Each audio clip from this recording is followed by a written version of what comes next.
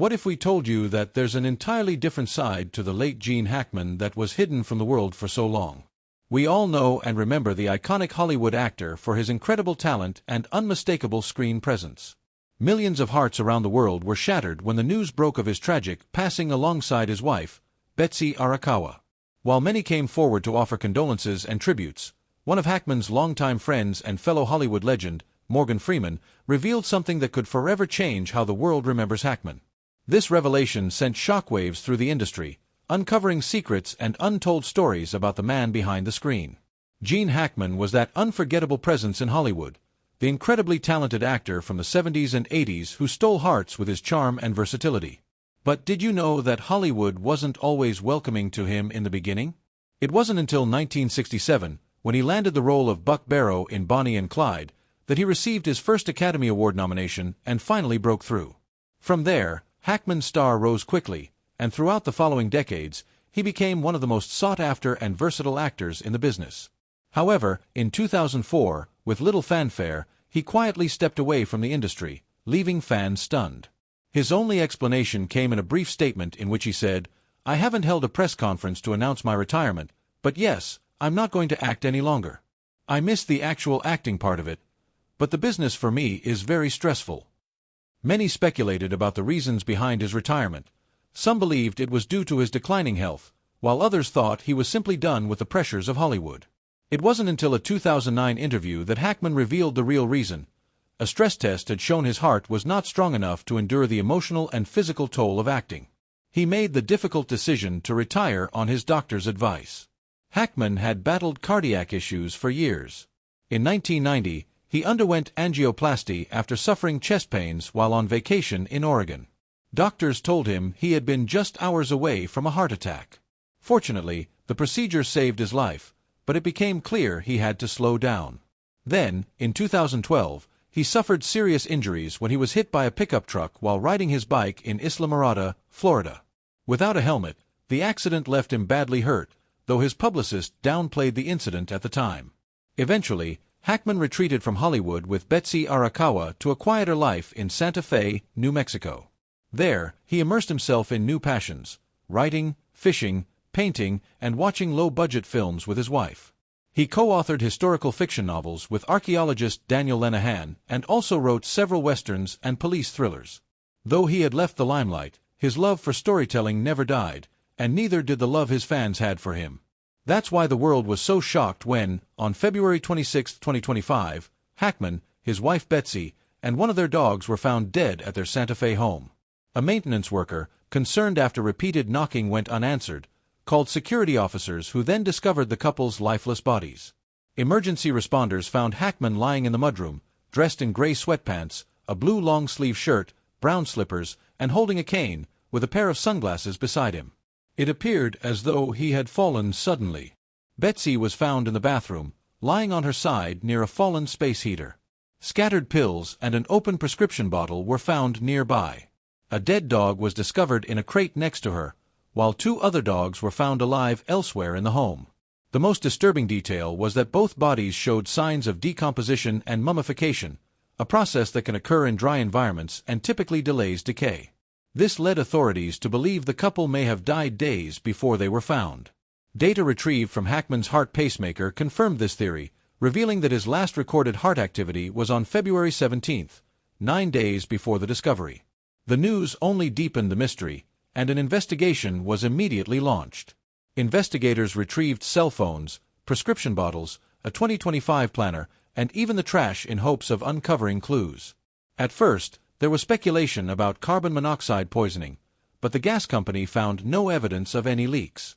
There were also no signs of forced entry or physical trauma on either of the bodies. The case grew even more puzzling as more questions arose. What truly happened in the final days of Gene Hackman and Betsy Arakawa's lives? Could the answer lie in something even more private or deeply personal? As authorities continued to dig, fans were left grieving and reflecting on the life of a man whose talents touched millions, and whose final days remained shrouded in mystery. Barbara Lenihan, along with her son Aaron, had been close neighbors and longtime friends of Gene Hackman and his wife Betsy Arakawa for over 3 decades in Santa Fe, New Mexico. Recently, They came forward with some concerning insights about the couple's behavior during their final days. According to them, Hackman and Betsy had become increasingly reclusive. They stopped accepting visitors, avoided going out, and withdrew from the active lifestyle they once enjoyed. Hackman's health had reportedly declined to the point where he was homebound, no longer able to leave the house as he used to. About a year before his passing, he even gave up his cherished routine of biking through the neighborhood. Still, Aaron Lenahan noted that Betsy remained devoted and worked hard to keep Hackman engaged by involving him in daily activities like puzzles and Zoom yoga sessions. Their last interaction with Betsy stood out. She had seemed very enthusiastic about an upcoming event, making the news of their passing not long after all the more tragic. As the world awaited official statements from investigators, friends and loved ones of the couple began to share the emotional toll of the loss. Gene Hackman, though long retired from Hollywood, continued to be remembered by colleagues, some offering heartfelt tributes, while others shared surprising revelations. Among those who spoke out was Hollywood legend Morgan Freeman. When Freeman stepped onto the stage at the 97th Academy Awards in March 2025, the room fell silent, not just because it was a tribute, but because it was deeply personal. Freeman and Hackman had met in their early theater days and formed a bond that endured throughout their lives. Freeman had looked up to Hackman, and when they finally worked together, the chemistry was undeniable. Their most famous collaboration came in the 1992 Western Unforgiven, directed by Clint Eastwood. The film, which explored themes of morality and redemption, won 4 Academy Awards, including Best Picture and Best Supporting Actor for Hackman. Freeman later admitted that working with Hackman wasn't just about delivering lines, it was about an authenticity and intensity he rarely felt. In one powerful scene, Hackman's character had to whip Freeman's, and Freeman recalled how Hackman leaned in and whispered, "I'm going to hurt you, not gently like before, but bad," sending a genuine chill down his spine. That scene left Freeman rattled, a testament to Hackman's raw talent. The two would reunite in 2000 for the thriller Under Suspicion, another remarkable performance. Off-screen, their friendship was rooted in deep respect and love. Freeman once said that working with Hackman was always a joy, easy, fluid, and honest. This mutual admiration was evident when Freeman took the stage at the Oscars. In his tuxedo, facing a crowd of Hollywood elites and millions of viewers, he declared, "This week, our community lost a giant, and I lost a dear friend, Gene Hackman. He was one of the greats, not just because he won 2 Oscars or because he made every role unforgettable, but because he brought truth to every character. You never saw Gene acting. You saw real people, real emotions, and real stories." Freeman's voice broke as he added, "Thank you, Gene, for the years of brilliance, for setting the bar so high, and for being a dear friend."